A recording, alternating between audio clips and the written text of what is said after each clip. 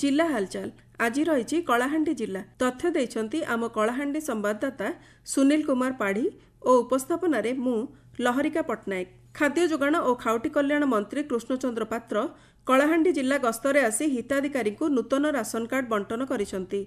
भवानीपाटना स्थित जिला परिषद सभागृह रे आयोजित राशन कार्ड बंटन कार्यक्रम में मंत्री जिलार विभिन्न ब्लॉकर 68 जन को राशन कार्ड प्रदान करी समस्त योग्य हिताधिकारी को कार्ड प्रदान कराजिबो बोली कहिसंती। वर्तमान 6 लाख खाउटी कार्ड बंटन कराजिबो और आगामी दिन में राज्य सरकार पक्षरु 20 लाख नूतन राशन कार्ड दियाजिबो बोली मंत्री कहिसंती।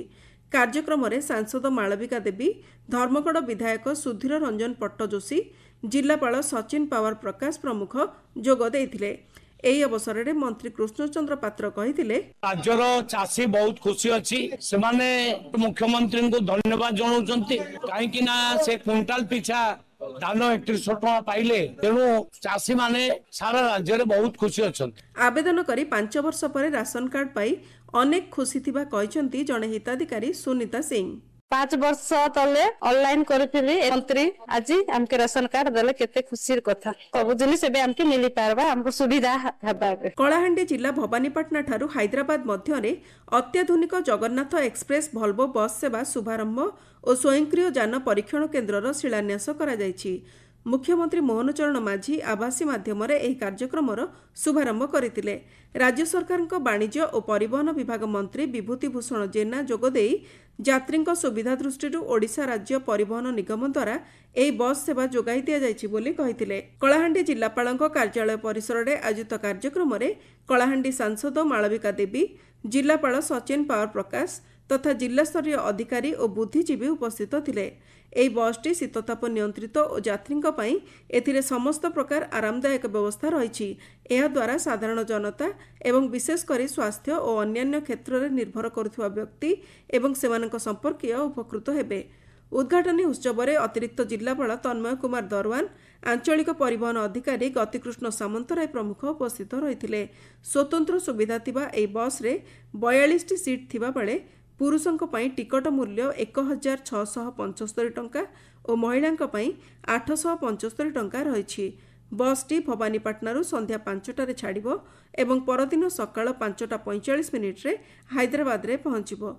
ए संपर्क में कलाहांडी सांसद मालविका देवी कहते जे खूब खुशी लागुची वॉल्वो गोटे देखनु भितरे बसी के भी देखनु कितने कंफर्टेबल बस आज स्टार्ट हिची फॉर हैदराबाद भवानीपाटना टू हैदराबाद जेन हिसाब रे सरकार काम करूची एबे तांके सुविधा ही जाईची जेने महिला मन के 50% डिस्काउंट भी मिलुची।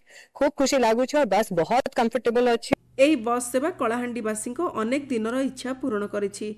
एहा द्वारा अनेक यात्री सुविधारे हैदराबाद जाई परिबो बोली कहिसंती जिलापाल सचिन पावर प्रकाश। एटा गोटे 41 seater sleeper Volvo bus total 764 kilometer distance से कवर करिबो। मेल लोकंक पई 1765 टंका टिकट अछि, फीमेल मानंक पई 50% कंसेशन रखा आइछि। एटा हमारा कलाहांडी पई बहुत बड़ा इनिशिएटिव आगरू।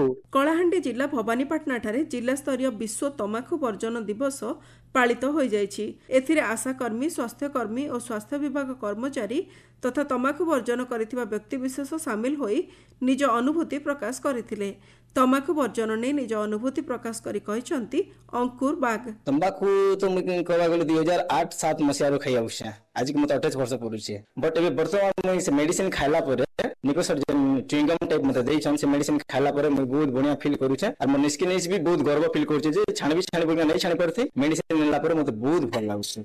राज्य सरकार 1 वर्ष पूर्ति पालन अवसर में सरकार जनकल्याण योजना संपर्क में सचेतनता सृष्टि निमंते जिलापाल कार्यालय स्थित सद्भावना सभागृह में जिलापाल सचिन पावर प्रकाश अध्यक्षतार एक प्रस्तुति बैठक अनुष्ठित होता। राज्य सरकार द्वारा कार्यकारी विभिन्न फलप्रसू पदक्षेप एवं प्रणीत विविध योजना गुड़िकर उद्देश्य और कार्यान्वयन संपर्क में जनसाधारण को अवगत करने एवं बहुविध कल्याणकारी दिग संपर्क में सचेतनता सृष्टि करने उद्देश्य चलित जून मास 12 तारिख 20 तारिख पर्यंत स्थानीय लाल बहादुर शास्त्री स्टाडियम ठारे साधारण सभा, जिला स्तरीय कार्यक्रम, प्रदर्शनी, गोष्ठीगत आलोचना चक्र तथा सांस्कृतिक कार्यक्रम आयोजन कराजिबो। जिला हालचाल आज एतिकी। आसंता काली जिला हालचाल शुणिबे कंधमाल जिला संपर्क में।